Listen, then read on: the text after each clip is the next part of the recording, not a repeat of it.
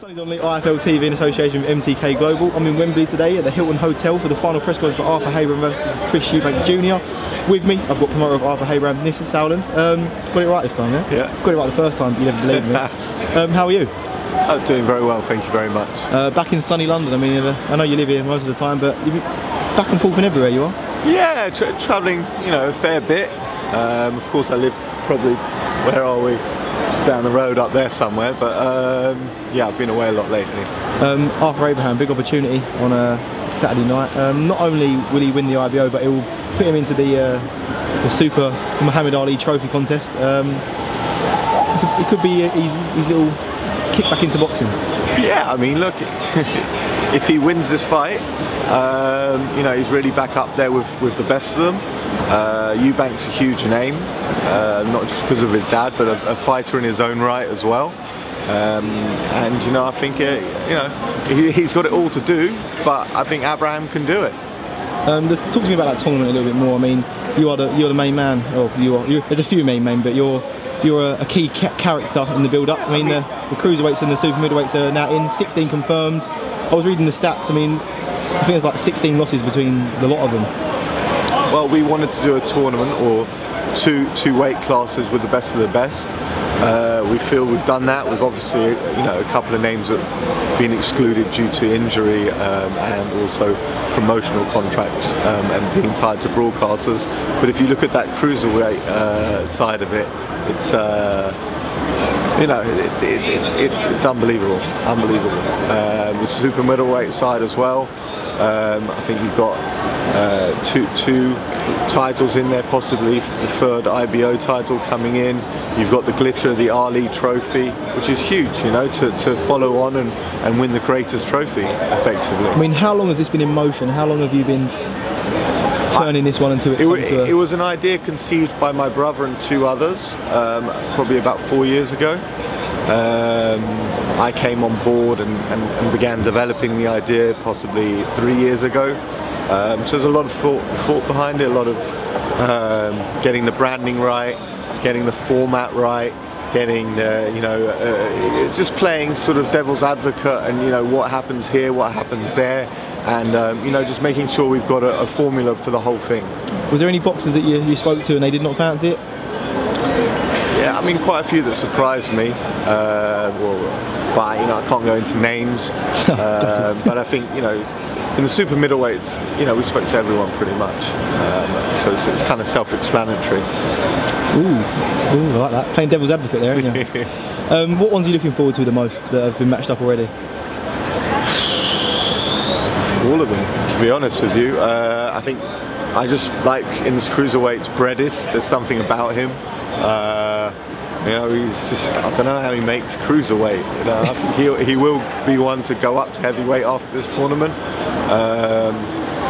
Obviously Groves against Cox, a domestic dust-up. Callum Smith, he's fighting an unknown entity in Eric Skoglund, who's coming down from the light heavyweight. So it'll be interesting how he makes weight and what he brings down to that weight. If he's dead at the weight or if he brings a lot of power to that weight.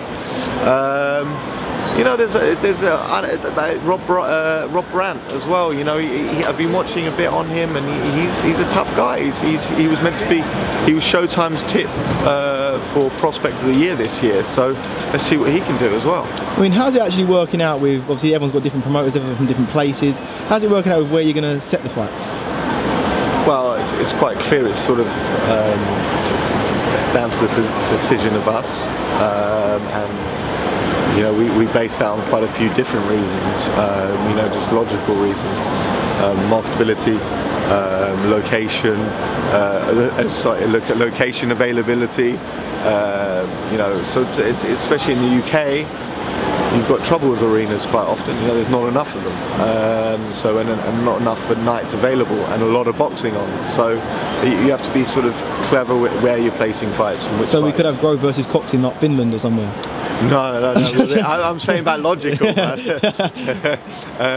know, logically, you know, you'd have that in London. Yeah, of course.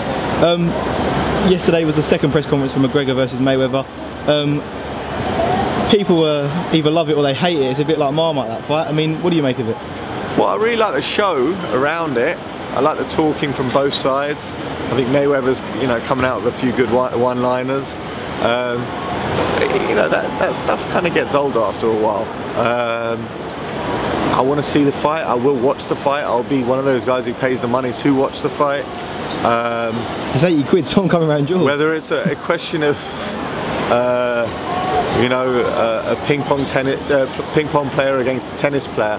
Yes, there are similar entities in their sports, but they are different sports. You know, that's the be all and end all of it.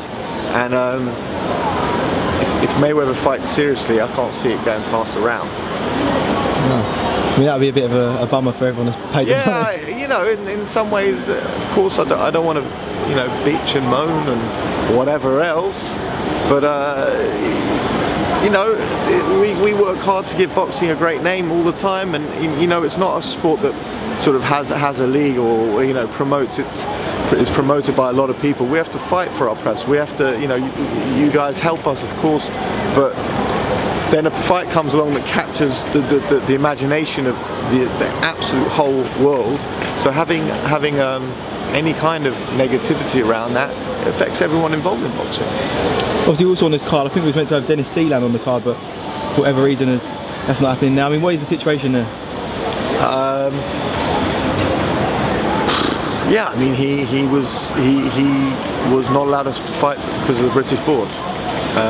It wasn't because he was banned. It wasn't you know, the coke test, the drug test, for whatever reason.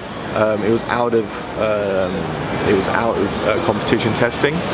So apparently that doesn't count as a ban.